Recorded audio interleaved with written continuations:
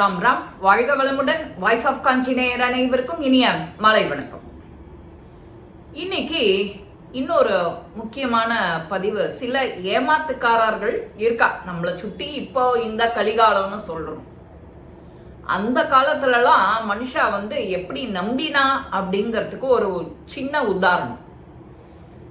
என்னோட husband car ஓட்ட தெரிஞ்சவர்.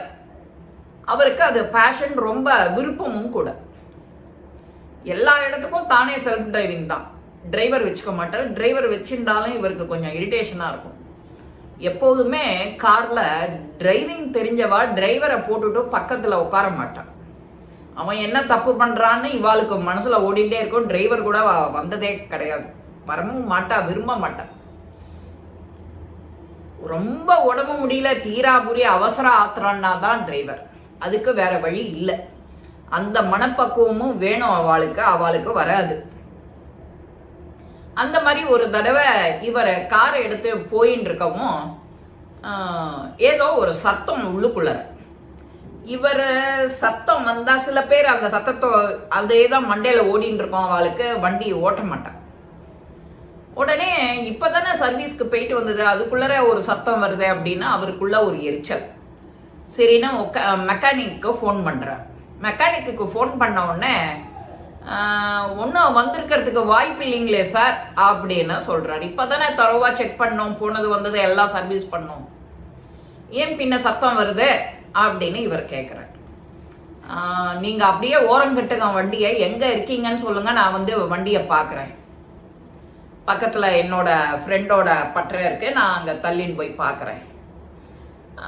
இவருக்கு சரி வர மனசு தான், சரி வேற வழி இல்லைன்னுட்டு அந்த காரை பட்டறையில் விட்டுட்டு இவன் வரத்துக்காக வெயிட் பண்ணிட்டு இருக்கார். அந்த காலத்துலலாம் முன்ன மாதிரி இப்போ செல்ஃபோன்லாம் கிடையாது, உடனே கூப்பிட்டு சொல்கிறதுக்கு. அந்த பொட்டி கடையில் போய் ₹1 நாணயம் போட்டு பேசிட்டு அவனுக்கு சொல்லிட்டு தகவல் சொல்லிட்டு இவர் வர வரைக்கும் நிற்கிறார். அந்த முனங்கு கடையில் போய் ஒரு காஃபி சாப்பிட்லான்னு போகிறார். இவன் வர வரைக்கும் அந்த காஃபி அவருக்குள்ள இறங்கல. எத்தனையோ எண்ணெய் ஓட்டங்கள்லாம் வருது. அப்போன்னு பார்த்து திரும்பிண்டு வேகமா ஒரு வேன் ஒன்று ஒரு சைக்கிள்ல போறவனை இடிச்சுட்டான்.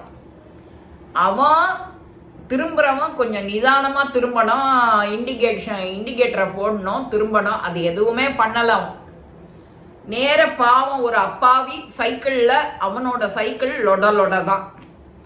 அந்த லொட சைக்கிள்ல அவன் பொறுமையா இதமா பார்த்து வேகமாலாம் மிதிக்கல, மெதுவா தான் வரான். அவனை போய் இடிச்சு தள்ளி அங்க ஒரே கலேபரம். அது காத்தால அந்த நேரம் 10 மணி. அப்போ கொஞ்சம் அறிகுறியா இருக்கும். இப்ப மாதிரி வண்டி வாகனம் அப்ப கிடையாது. நான் சொல்றது 20-25 வருஷத்துக்கு முன்னாடி.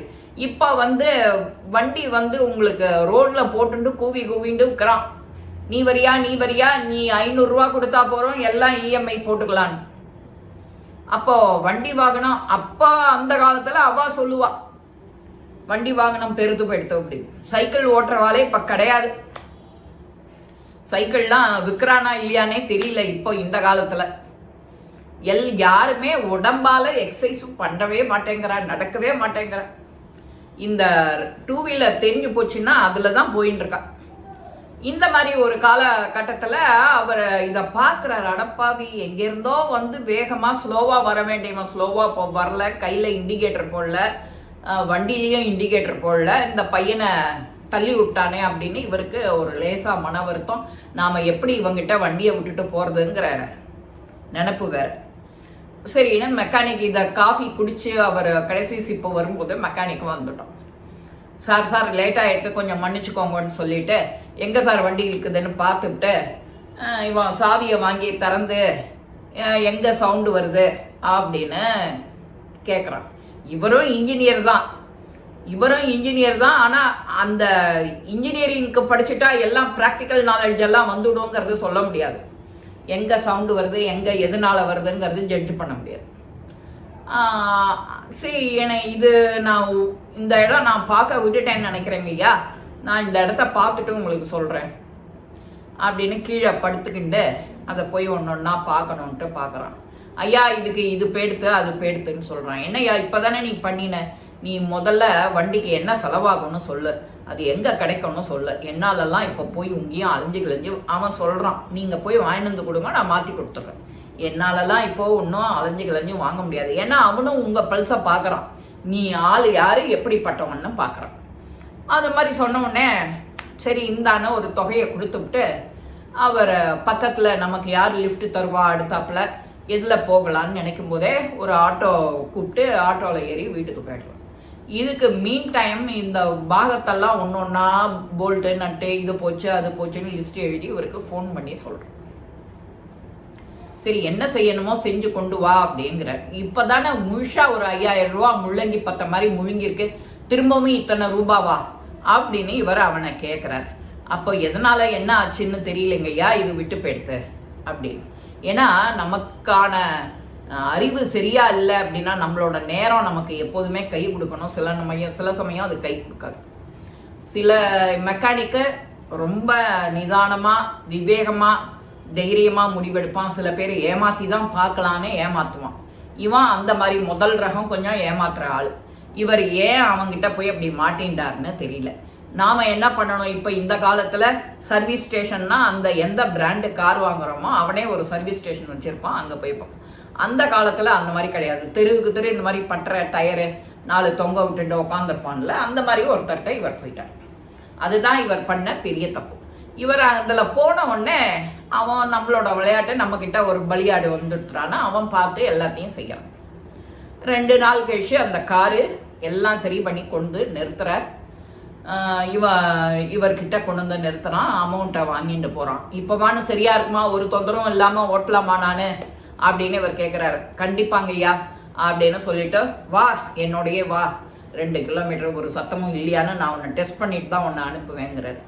இவருக்கும் நல்ல வேலையா அறிவு யாரையும் நம்பாம களத்தில் இறங்கிடுறாரு இல்லையா. இவரை இனிமே நிதானமாக இல்லை முன்ன மாதிரி நம்புறவர் இல்லைன்னு அவனும் மெக்கானிக்கும் புரிஞ்சுன்னுடுறான். சரி இவர் உஷாராயிட்டாருன்னு நினச்சிட்டு வாங்க ஐயா போகலாம் அப்படின்னு சொல்லி என்ன தப்பு என்ன ஃபால்ட் இருந்தாலும் உடனே சரி பண்ணி கொடுக்கணும், அப்புறம் தான் பேமெண்ட்டுன்னுடுறார். ஒரு சத்தமும் இல்லை. நல்ல வேலையா அவங்கிட்டையும் கையெழுத்து போட்டு தராரு. நீ இன்ன தேதியில் வாங்கி எனக்கு சர்வீஸ் வாங்கி இத்தனை ரூபா வாங்கின்னு இருக்கேன்னு எழுதி வாங்கி அவங்கிட்ட கையெழுத்தையும் போட்டு வாங்கிக்கிறார். இது 6 மாதம் 6 மாதத்துக்கு நடுப்புற எனக்கு ஏதான வண்டியில் சத்தம் கோளாறு வந்ததுன்னா அதுக்கு நீ தான் பொறுப்புன்னு அதில் எழுதியிருக்கு. இதையும் அவர் செய்யறார். செஞ்ச உடனே அவர் சொல்றார், இந்த மாதிரி வாய்ப்புக்கு நான் உங்களுக்கு சின்ன தவறெல்லாம் செஞ்சிருக்கேன், அது வாஸ்தவம் தான். இனிமே என்னை விட்டுட்டு நீங்க வேற யார்கிட்டையும் போயிடாதீங்க ஐயா. அந்த காரை பத்தி இப்போ டாக்டர் கிட்ட நாம போனா ஒரே டாக்டர் கிட்ட போறோம், நம்ம உடம்ப பத்தி அவருக்கு தெரியணும். அதே மாதிரி எந்த மெக்கானிக் போனாலும் அந்த காரை பத்தின விவரம் அவனுக்கு மட்டும்தான் தெரியும். எங்க என்ன ஓட்டம் இருக்கு நாம பார்த்து சரி பண்ணலான்னு அவன் சரி பண்ணி செஞ்சிடுவான். இதுதான் விஷயம். இந்த மாதிரி சில மெக்கானிக் இருப்பா. இது நம்ம வாழ்க்கையில நம்ம அன்றாடம் செய்ய வேண்டிய தவறுகள், இதையும் திருத்திக்கணும். இந்த மாதிரி வாய்ப்புகள் உள்ள இடங்கள்ல நாம திருத்தி எல்லாரையும் சந்தோஷப்படுத்தணும். நாம நல்லா முன்னாடி பீஸ் ஆஃப் மைண்டோட இருக்கணும், நாம சந்தோஷமா. ஏன்னா இப்ப 10 லட்சம் 20 லட்சம்ங்கிற காரெல்லாம் வாங்கிவிட்டு இந்த மாதிரி சதா சர்வ காலமும் மெக்கானிக் ஷாப்புக்கு போச்சுன்னா அது சரியா வராது இல்லையா. அந்த காலம். இந்த பதிவு உங்க எல்லாருக்குமே பிடிச்சிருக்கும். லைக் பண்ணுங்க, ஷேர் பண்ணுங்க, பெல் பட்டனை கிளிக் பண்ணுங்க, சப்ஸ்கிரைப் பண்ணுங்க, கமெண்ட்ஸ் பாக்ஸ்ல கமெண்ட்ஸ் போடுங்க. ஸ்ரீ மகாபெரிவா திருவடிகளே சரணம். நல்லதே நடக்கும். ஆனந்தமா இருப்போம் நண்பர்களே. வாழ்க வளமுடன்.